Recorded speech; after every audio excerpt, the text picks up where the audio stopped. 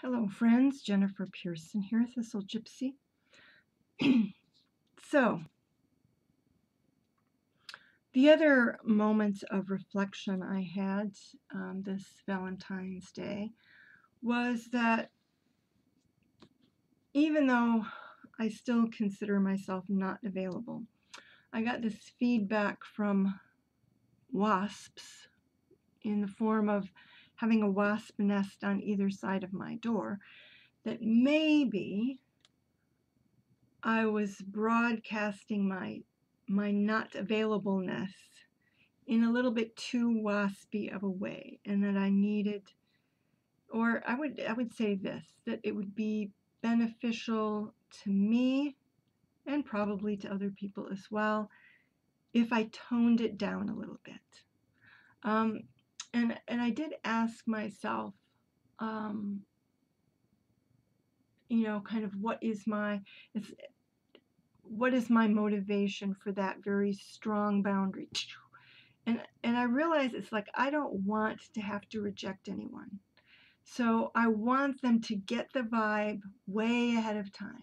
It's like walk way around this person. Um, and I think it functions that way. I think it works. But I think it puts me in a space where I'm having to work to project that not availableness instead of being more who I am. So I want to find, it's like I don't want to spend the next 20 years of my life, or however, it won't even be that long probably. um, but the next however many years, even if it was 5 years, I don't want to have to constantly be projecting that level of not available, or like stay away and just leave me be and all that. I want some middle ground. I want some happier middle ground. And I wish there was some way. And it's not like people are chasing me down or anything like that. It's more people from the past, and there are some people that I just wanted to be, yeah. It's kind of like, let's make sure we just don't even go there. I I think it's, and maybe I do need to reframe it a little bit in this regard, but I don't think so. It's like, I think people can tell that, it's one of those people, as men can tell that I'm single, or sense that I'm single, or it's obvious that I'm single in some way, which is fine.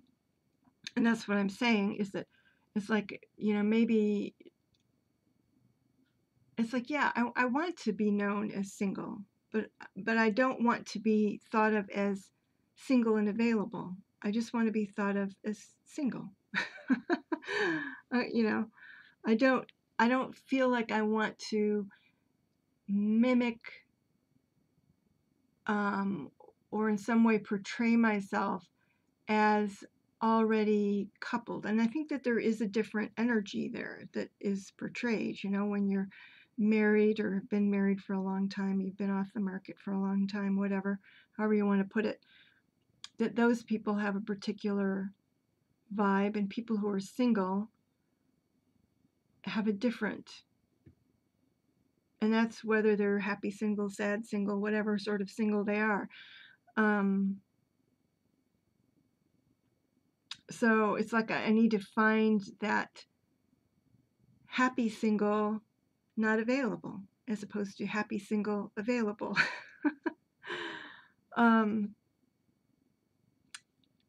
Kind of a vibe. So what I brought out here, anybody who doesn't recognize these purple backs, is the Tarot of Transformation.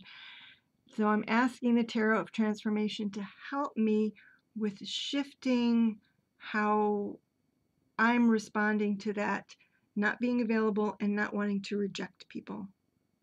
Wanting people to understand that I'm single but not available, but to do it in a quote-unquote less waspy way. So let's see what advice it has for me. 9 of Cups. So this is a little different deck. So this means mental detour. Well, I feel like this is telling me what it is I'm trying to do, which is to look at things a different way, to, even with that snake there, spin it, to spin the situation differently.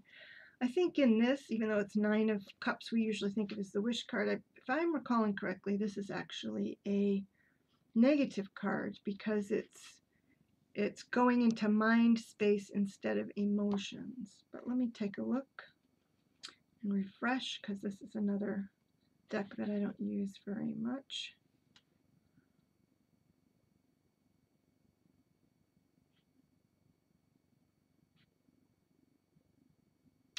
Says, since we have been looking at defensive strategies in the Suit of Cups, we use this card to represent the cutting off from feelings that accompanies the defense of intellectualizing.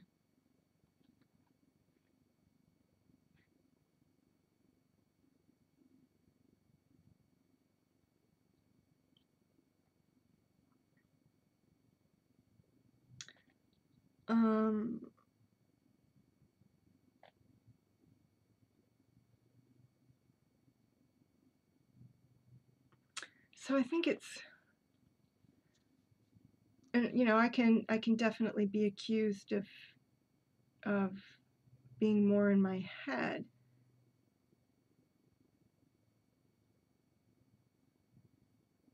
And so I'm not sure, maybe it's saying I need to clear some of that waspy defensive energy, you know, as in emotionally discharge it, you know. So I mentally am recognizing the need to alter or shift the situation, but I still need to do the work of stinging something. Maybe. Something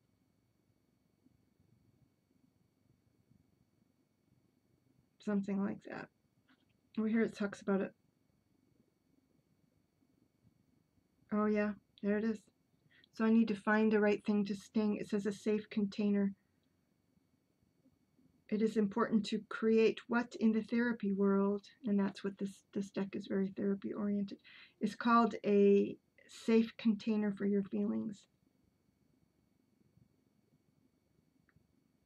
And I don't think that it's like, to me it would be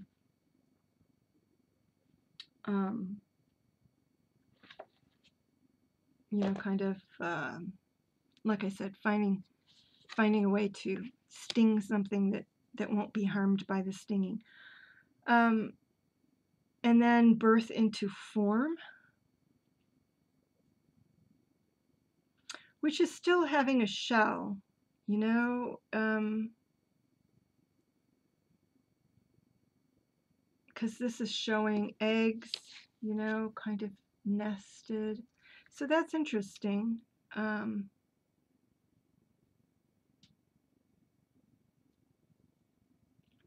feel like this actually can have a positive aspect too. In the sense, I see this as having a way of finding a way, a mental detour that is going to avoid the emotional impact of, you know, emotional rejection. So there's emotional rejection if somebody actually approaches me and I just want to say, you know what, I'm not interested. And I'm wondering if it's saying, one of the things that's being expressed here is to find a mental detour around that that rejection. And they're just not saying I'm not available. To me, this speaks of what I'm actually doing. So it would be more like saying, you know, I'm not interested in and I think that, you know, there must be people out there who wouldn't really have a problem saying, you know, I'm not interested in any relationship, or not interested in relationships right now. I'm not open to relationships or whatever.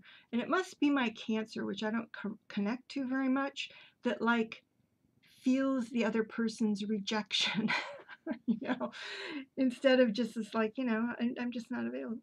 So, to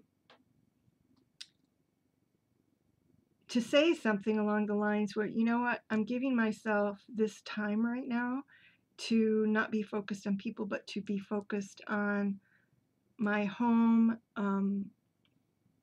art projects, and which is, I mean, these things are all true. In other words, to express it in that way, to not make it, to make it for the other person less, less,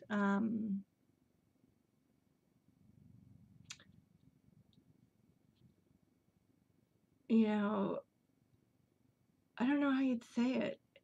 So maybe one of the things I have a problem with is how does that come across when you say, I'm just not interested in relationships? Doesn't that, I mean, it sounds bitter, doesn't it? Or,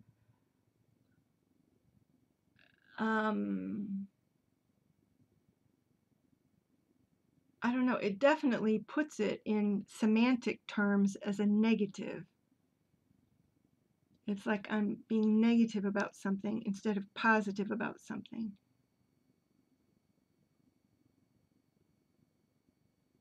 So it's like, yes, there is that energy inside me that is, I just want to be left alone, but there's something that comes after, which is to do my own thing.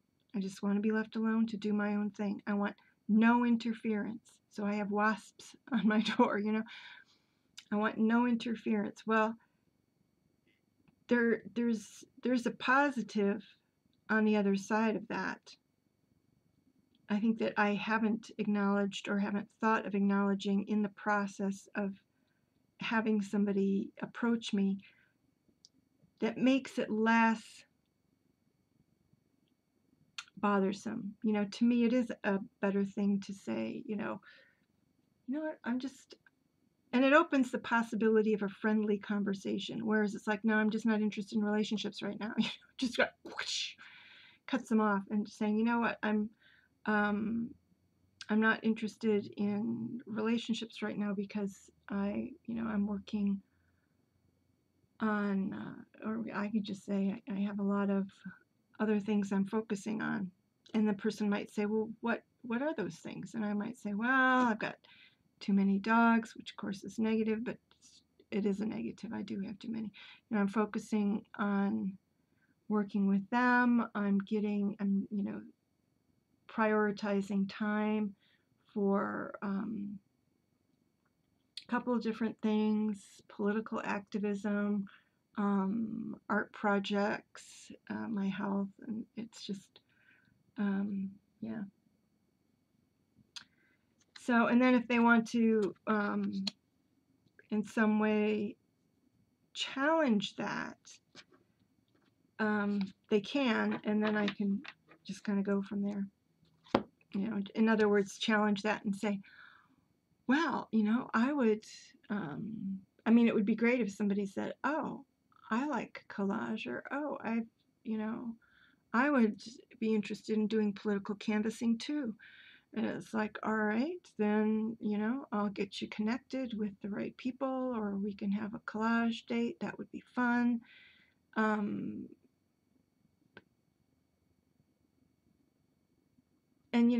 but to keep it friendly. And I guess that then also gives parameters that say, I'm only interested in these things right now.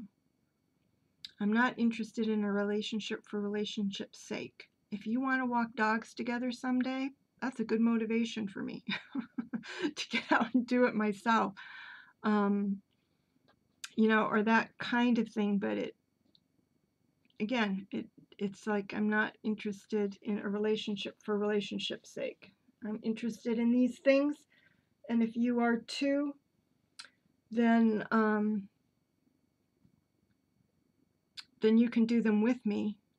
And then if the person tries to move it in a direction I don't want to go, I can just say, we're going to have to keep it friendly.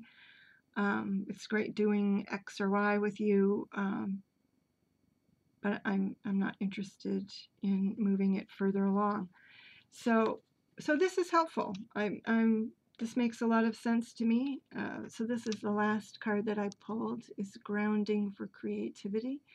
And I think, you know, just being rooted and being centered in what I really want to do and expressing, like I was just talking about, to me, it just reinforces what I was just saying.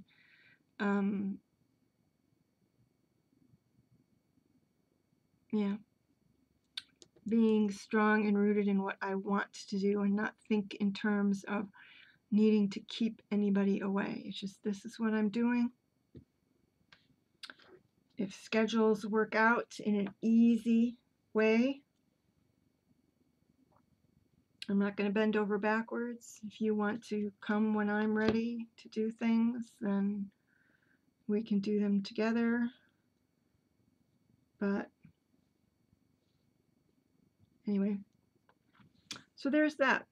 How do I project not available or not being available in a less waspy way? And I think this gave me a good perspective on the positive and negative and how to express the positive and leave that opening for a friendly conversation should somebody want to go down the road of a friendly conversation after I've let them know that you know, if they've approached me particularly for out of romantic interest or thinking of going down that path, that it just, you know, it allows for more conversation. So there we go. That's that. If anybody else is struggling with the same dilemma, I hope this helps. Take care, everybody. Bye-bye.